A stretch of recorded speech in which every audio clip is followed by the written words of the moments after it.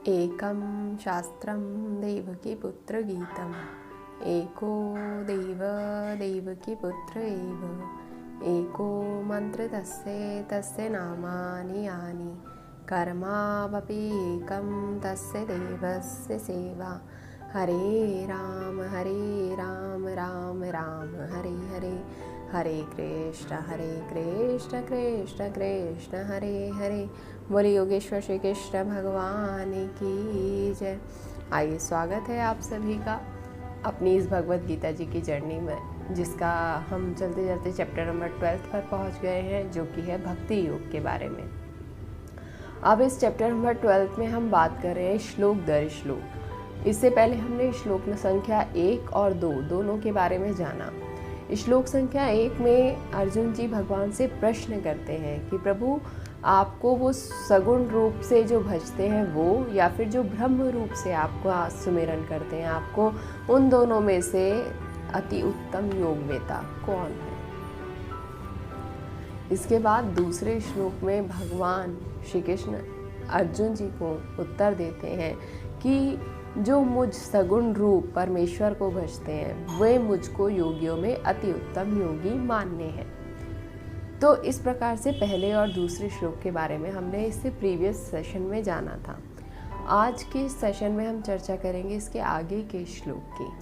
अब इसमें भगवान कहते हैं कि सगुण उपासक तो मान ही सकते हैं, प्रभु को अति प्रिय मानने ही है, लेकिन वो ब्रह्मवादी भी, उसके कुछ ऐसे गुण हैं जिन गुणों के कारण वो प्रभु को भज सकते हैं, उनको याद कर सकते हैं और प्रभु को प्राप्त भी कर सकते हैं। तो कुछ ब्रह्मवादियों के गुण हैं जो श्लोक संख्या 3 और 4 में प्रभु ने वर्णित किए हैं।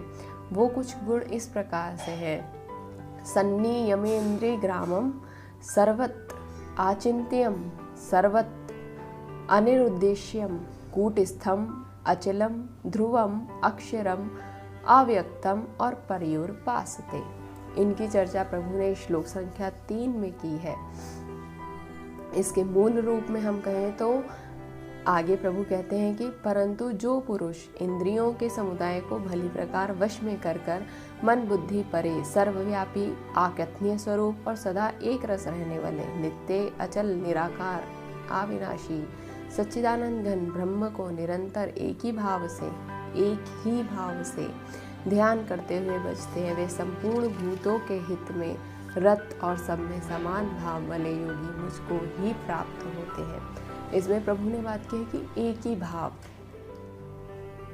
ही भाव से मतलब यही है कि जो निरंकारता है वो एक ही रूप को मानती है, वो एक ही आकार को मानती है, और जो साकारवादी है वो दूसरे के पास जाता है तो उसमें भी उसी रूप का दर्शन कर लेता है, उसका भाव बस चेंज हो जाता है।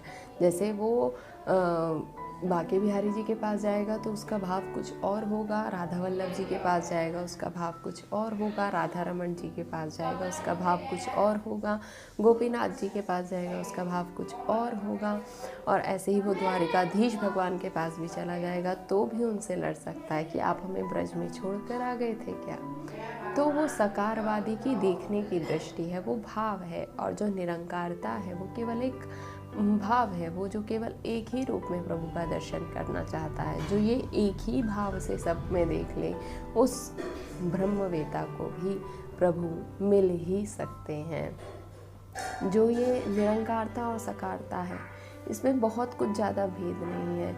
जैसे कि गोवर्धन निरंकार स्वरूप है और गोवर्धन नाथ उसका सकारात्मक रूप है, उसका सकारत्व है, और ऐसे ही श्री शालिग्राम भगवान जो है, वो शालिग्राम भगवान जो है वो निराकार स्वरूप हैं, और जो शालिग्राम जी से जो उत्पन्न हुए श्री राधा रमन लाल हैं वो उसका साकार रूप है।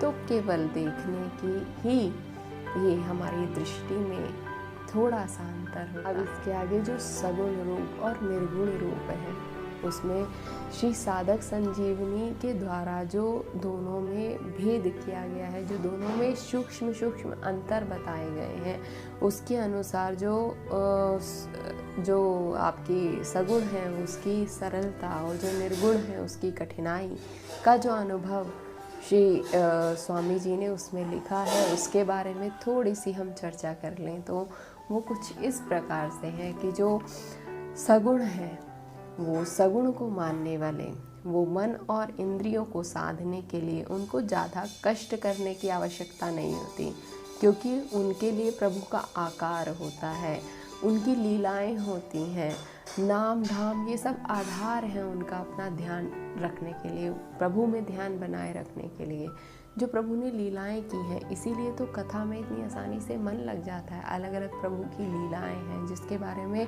भक्त उनका दर्शन कर कर, उनको सोच कर, विचार कर अब भक्ति में अपना मन लगा सकता है।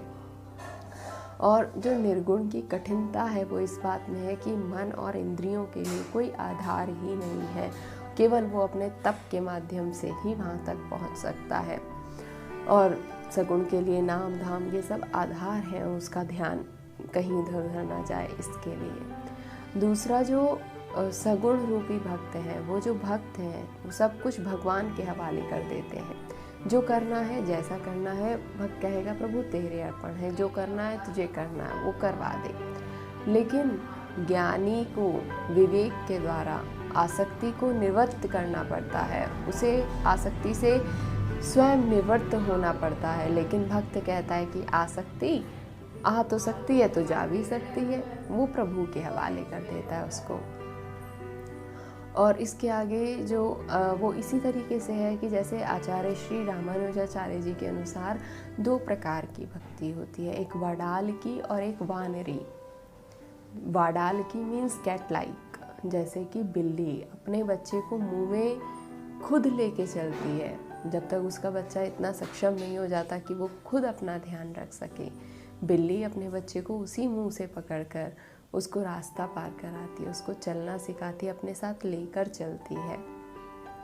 इसी प्रकार की जो भक्ति है वो सगुण की भक्ति है। जब तक प्रभु अपने भक्त को उस रूप में नहीं देख लेते, जब तक कि भक्त इतना समर्थवान नहीं हो जाता कि वो स्वयं सब कुछ कर सके, तो प्रभु उसका उस बिल्ली की भांति, बिल्ली के बच्चे की भांति उसका ध्यान रखते हैं। और जो वानर की भक्ति है उसमें जैसे बंदर जो है उसका बच्चा स्वयं अपनी माँ को नीचे से पकड़े रहता है।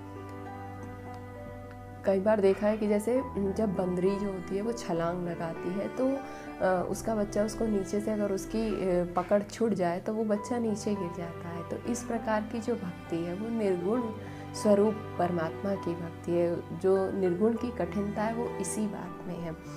इस प्रकार से इसके आगे हम देखें तो जो सगुण है, वो सगुण भक्त जो है वो चिंता की उसके लिए कोई बात नहीं होती। वो कहता है कि मेरा अज्ञान स्वयं भगवान दूर कर देंगे। केवल वो एक भक्ति स्वरूप भगवान का चिंतन करता है।